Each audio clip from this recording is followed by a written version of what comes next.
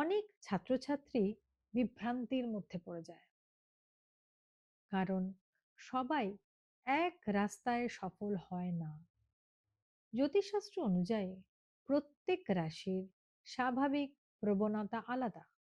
আজ আমি দিব্যশ্রী বলবো রাশি অনুযায়ী সম্ভাব্য দিকগুলি, যা ছাত্রছাত্রীদের সিদ্ধান্ত ডিসিশন মেকিং করতে সাহায্য করবে।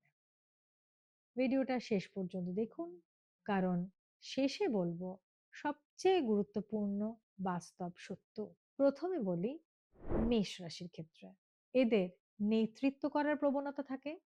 তারা technical, defence, sports, action oriented field এসবে গেলে কিন্তু সফলতা লাভ করে।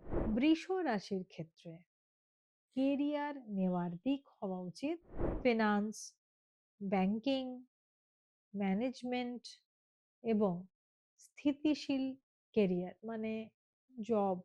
মিথুন রাশির ক্ষেত্রে মিডিয়া, কমিউনিকেশন, মার্কেটিং, আর এগুলো হচ্ছে ইম্পর্টেন্ট। এরা কিন্তু মাল্টিটাস্কিং এ অত্যন্ত দক্ষ হয়। কর্কট রাশির ক্ষেত্রে বলবো এদের সাবজেক্ট হলো সাইকোলজি। তারা খুব ভালো শিক্ষক হতে পারেন যদি চান। তাদের সামাজিক কাজ করার একটা প্রবণতা বরাবরই থাকে। তাই এমপ্যাথি ভিত্তিক ক্ষেত্রগুলো কিন্তু এদের কাছে এদের সফলতা লাভ দেয়।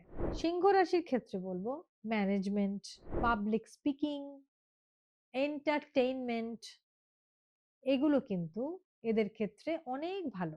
এদের লিডারশিপ থাকে, জন্মগতভাবেই থাকে। কন্যা রাশির ক্ষেত্রে বলবো অ্যানালিটিক্যাল স্টাডি, মেডিকেল, তারপর ডেটা বা গবেষণা, এইগুলো কিন্তু খুব ভালো হয়, কারণ এদের কিন্তু ডিটেইলড ফোকাস থাকে।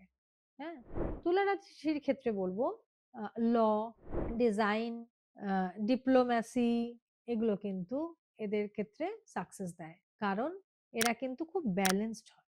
আর এদের বিচারবোধ মানে এদের সিদ্ধান্ত গ্রহণ করার ক্ষমতা অনেক বেশি হয়। বৃশ্চিক রাশির ক্ষেত্রে বলবো এদের ইনভেস্টিগেশন পাওয়ার ভালো, রিসার্চ ওয়ার্ক ভালো, সিকিউরিটি স্কিল ভালো হয়, কারণ এরা কিন্তু গভীর বিশ্লেষণ করে।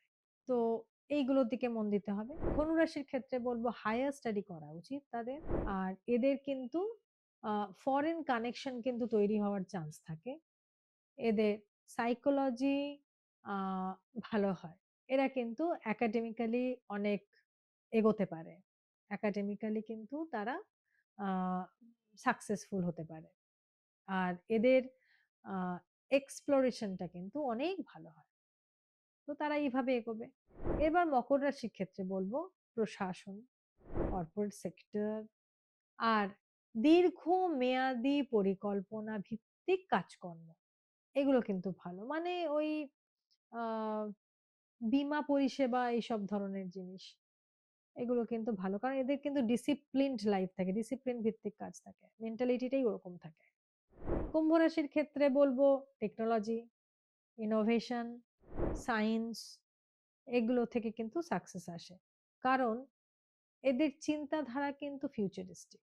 মীন রাশির ক্ষেত্রে সৃজনশীল কাজ, আর্ট, মিউজিক, এগুলোতে কিন্তু সাকসেস আসে। কারণ এরা কিন্তু ইমাজিনেশন অনেক বেশি করতে পারে। ইমাজিনেশন পাওয়ার ওদের অনেক বেশি। এবার একটা কথা স্পষ্ট করে বলি, রাশি দিক দেখায় কিন্তু ভবিষ্যৎ নির্ধারণ করে না। আপনার পরিশ্রম, আপনার আগ্রহ, আপনার গাইডেন্স, এগুলোই কিন্তু চূড়ান্ত সিদ্ধান্ত নেয়। অনেক সময় নিজের প্যাশন জ্যোতিষের থেকেও কিন্তু অনেক এগিয়ে যায়, অনেক বড় ভূমিকা গ্রহণ করে নেয়। ছাত্রছাত্রীদের তাই বলবো, নিজেকে জানো, চাপ নিয়ে সিদ্ধান্ত নেবে না। নিজের শক্তিকে চিন্তা করো, বোঝো। অনেকের বাবা মারা জোর করে তাদেরকে তাদের ইচ্ছাকে সন্তানের ওপর চাপিয়ে দেয়, তাদের যা হয়নি, তাদের যা ইচ্ছা ছিল সেগুলো চাপিয়ে দিতে থাকে। এরকম একদম করবেন না। নিজের মনকে জিজ্ঞেস করুন। নিজের যেটা ভালো লাগবে সেটাই করবেন।